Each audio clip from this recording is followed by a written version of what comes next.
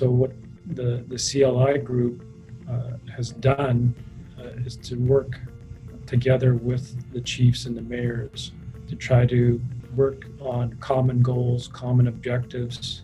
As you may have heard, this is the first time in over 150 years that the two leaderships have really sat down and started to talk about some of these common issues. Primarily, water was one of the main objectives, to try to tackle the impacts to water, the contaminated water, especially Lake Winnipeg. So this initiative is very important at this time, just given the many stressors that are occurring to the environment or happening in the environment. It's bringing the two jurisdictions together, the municipal jurisdictions and the First Nation governments, trying to address these issues and concerns.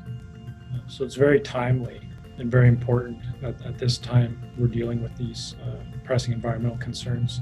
So I think they have made an impact, and you can see that. It can be this simple, having each other's contact information, having their personal cell phone numbers.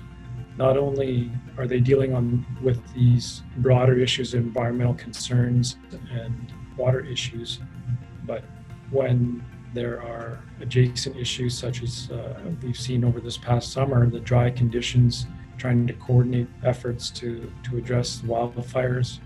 I understand that they have been in contact with one another to try to work with adjacent jurisdictions, the First Nations and municipal governments. I've started to see that they're just more open and willing to pick up the phone and talk to one another, which would never have happened in the past.